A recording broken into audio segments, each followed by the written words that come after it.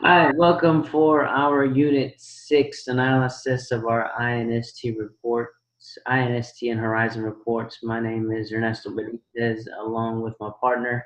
Kendle Templeton.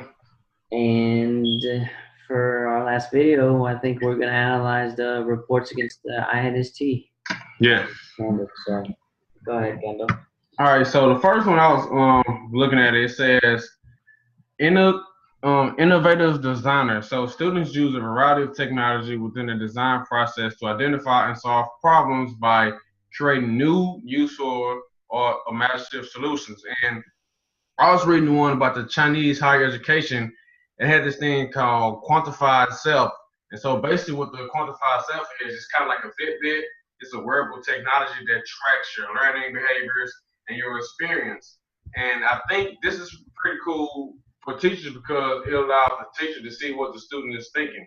So when you're in the classroom, the student, they wear like a Fitbit, which I got on, and it tracks your emotions and stuff. And I think that's a great deal for the teacher because when the teacher is teaching, some students they say they got it and they're comfortable with it, but they're really not. But they're too afraid to speak out. Well, with the quantitative self, if the student is feeling that way, the teacher all she gotta do, he or she gotta do is just check on whatever type of system they use and to see how the student is feeling. If that student doing that lesson was feeling like anxious or not comfortable, then that student knows, the teacher knows I have to go back and address that student's learning or go back and just see how they were feeling. So quantified is a self technology, and I think if that comes to the USA, that would be a pretty cool technology that I would like to use myself. Oh, definitely, man. I mean, I didn't read that article, but man, that sounds appealing. It sounds like it's on a whole nother level, man. Yeah, I know, right? It's crazy. My reading was about rethinking how the institute works.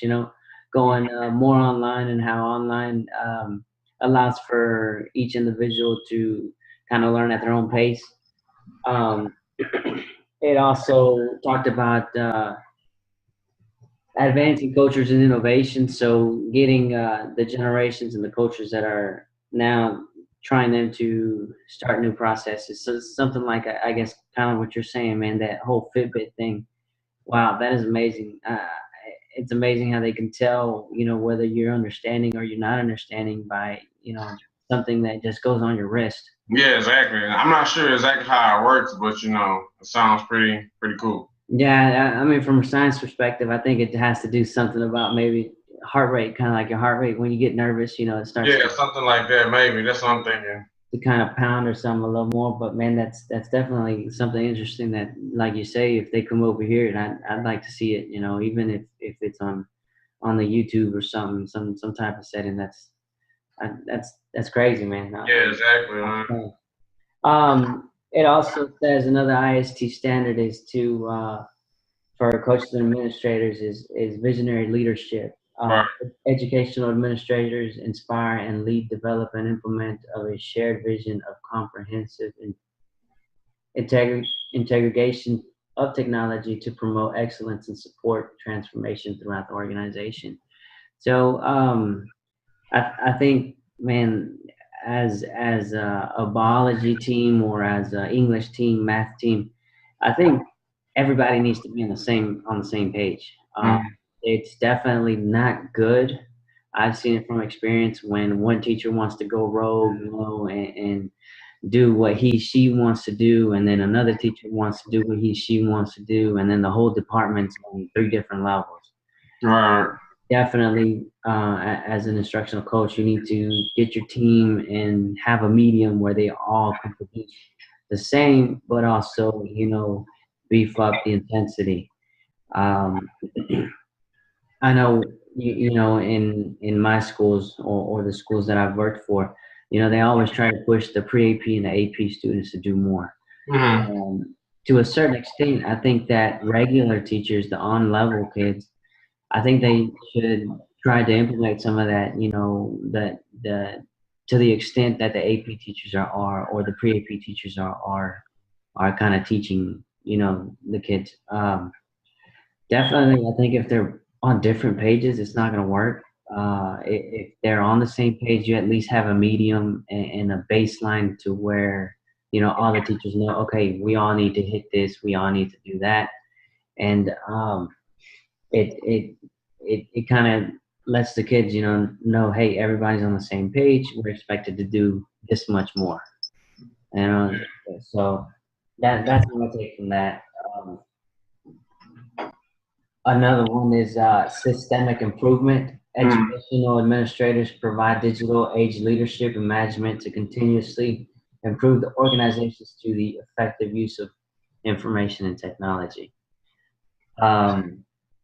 Man, these readings, like I said in the previous video, they've opened my eyes up to so many new technologies that we can use in the classroom. Yeah, definitely.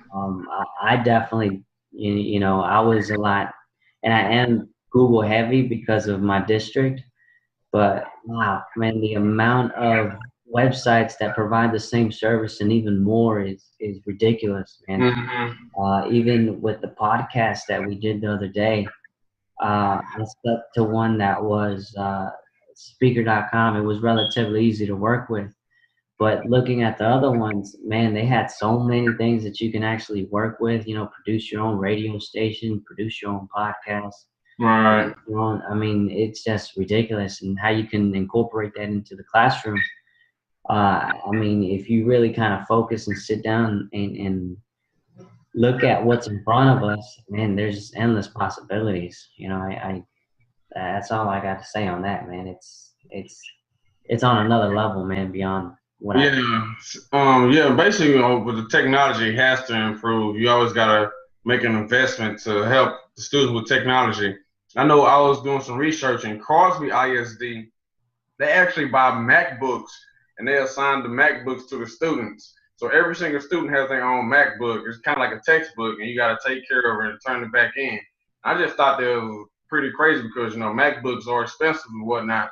But every student in the school district has their own MacBook they have to take care of, turn back in at the end of the year. But you make that investment, that MacBook for them students, they can help them out when they're at home or something like that, or they're doing work in the classroom. And like I said, it's gonna cost a lot of money, but their investment, I can just imagine all this technology we're doing for this class, we can incorporate even easier when everybody has their own MacBook at home. That's right. And adding on that, man, I don't know if they do it there, but I've seen where every incoming class gets a new one and it just travels with them.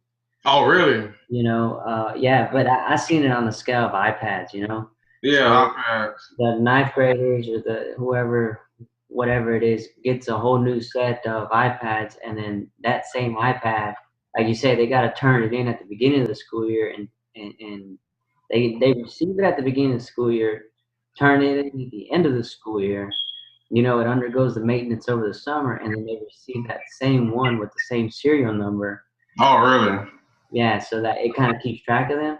And, every time a new incoming class comes in, they get a whole new set. I mean, it is pretty pricey, but you say, if we put the investment in, it allows us and opens up the door for all this, to impose this technology that, they keep on insisting that we do, so. Yeah, definitely. So. But I think that's amazing with the MacBooks, man. The MacBooks are. Yeah, exactly. Yeah, man. So. But again, somebody has to start so that everybody else can follow, right? Yeah. So,